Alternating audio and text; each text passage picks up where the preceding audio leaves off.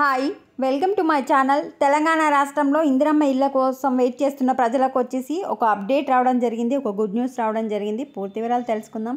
Please అండి, video చూస్తున్న వాళ్ళు లైక్ చేయండి. నా ఓల్డ్ ఛానల్ డిలీట్ అయిపోయింది, న్యూ ఛానల్ ఇది. చాలా తక్కువ మంది సబ్స్క్రైబర్లు ఉన్నారు. వీడియో చూస్తున్న వాళ్ళందరూ వీడియోని లైక్ చేసి సబ్స్క్రైబ్ చేసుకుంటారని ఆశిస్తున్నాను. ఓన్లీ జెన్యూన్ అప్డేట్స్ మాత్రమే నేను అందిస్తాను. మీ కామెంట్ సెక్షన్లో మీ అభిప్రాయాన్ని కూడా తెలియచేయవచ్చు.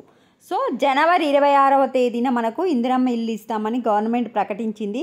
బట్ ఇప్పుడున్న పరిస్థితుల దృష్ట్యా జనవరి 26వ తేదీన జస్ట్ ఇందిరమ్మ ఇల్లు అనేదాన్ని జస్ట్ స్టార్ట్ చేస్తారు. బట్ ఇందిరమ్మ ఇళ్ళ లబ్ధిదారుల ఎంపిక అయితే మరికొంత సమయం పడుతుంది. అంటే లబ్ధిదారులను ఎంపిక చేయడానికి సమయం తీసుకుంటున్నారు. ఎందుకు అనేది తెలుసుకుందాం. లబ్ధిదారుల ఎంపికకు మరింత సమయం. 26న లాంఛనంగానే ఇందిరమ్మ ఇళ్ల పథక ప్రారంభం. గ్రామ సభలలో భారీగా దరఖాస్తులు వస్తున్న నేపథ్యంలోనే చూడండి, మనకు తెలంగాణ గవర్నమెంట్ వచ్చేసి సంవత్సరానికి 4,50,000 ఇండ్లను, అంటే ప్రతి నియోజకవర్గానికి 3,500 ఇస్తామని ప్రకటించింది. ప్రజాపాలనలో మొత్తం 80,54,000 దరఖాస్తులు వచ్చాయి.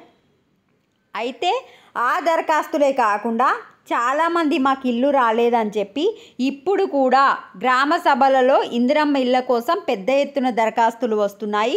ఇప్పటి వరకు 8 లక్షల అర్జీలు వచ్చాయి. అంటే కొత్తగా మళ్ళీ 8 లక్షల మంది అప్లై చేసుకున్నారు. ఈ 8 లక్షల మంది కాయిదాలు, ఈ 8 లక్షల అప్లికేషన్లు మళ్ళీ పరిశీలించడానికి, అదేవిధంగా ఇప్పుడు గ్రామ సభలో పెట్టిన లిస్టులో కొన్ని పొరపాట్లు జరిగినాయి, మళ్ళీ పొరపాట్లను సరిదిద్దడానికి కొంత సమయం అయితే పడుతుంది. అందరివి చెక్ చేస్తేనే కదా ఎవరు పేదలను తెలుస్తుంది. చెక్ చేసిన వాళ్ళవి మాత్రమే ఇచ్చుకుంటూ పోతే లాస్ట్కు పేదలు అనేది మిగిలిపోతుంది. కనుక మొత్తం ఇప్పుడు వచ్చిన 8 లక్షలు, ఇంతకుముందుకు ప్రజాపాలనలో వచ్చిన 80,54,000 మొత్తం పరిశీలించిన తర్వాత మాత్రమే మీకు ఇల్లులు అనేది ఇవ్వడం జరుగుతుంది. గ్రేటర్ హైదరాబాద్ తప్ప మిగతా అన్ని జిల్లాల్లో కంప్లీట్ అయిపోయింది సర్వే. బట్ గ్రామ సభలో కొత్తగా వచ్చిన అప్లికేషన్లు, కొందరు పేర్ల మీద కంప్లైంట్స్ వచ్చినాయి కదా, ఆ పేర్లు అన్ని మొత్తం క్లియర్ అయిపోయినాకనే ఇండ్లు ఇస్తారు.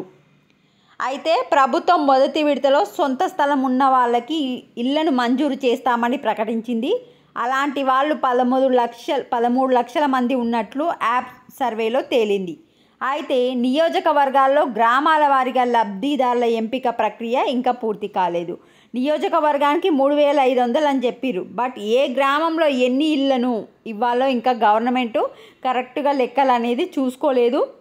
ఆ గ్రామాల లెక్కలు అనేది ఇంకా క్లియర్ కాలేదు. కనుక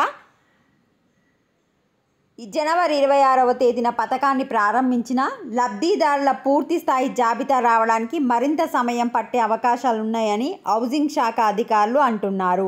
లబ్ధిదారుల జాబితాకు జిల్లా ఇన్ఛార్జ్ మంత్రి ఆమోదం తప్పనిసరి.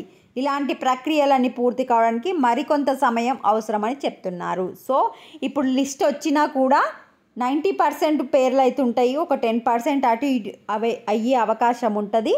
సో ఇందిరమ్మ ఇల్లు మీకు ఇవ్వడానికి మాత్రం ఇంకా కొంచెం టైం పడుతుంది.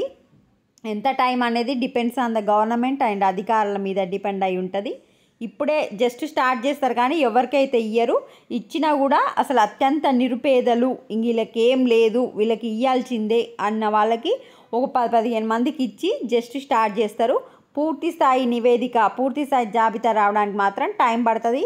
ఇంకా ఎవరైనా అప్లై చేసుకోకుంటే అప్లై చేసుకోండి. వీడియోని లైక్ చేయండి. ఇంకా మీకు ఏమైనా డౌట్ ఉంటే కామెంట్ సెక్షన్లో మెన్షన్ చేయండి. మీరు మాత్రం తప్పకుండా సబ్స్క్రైబ్ చేసుకోండి. Thanks for watching.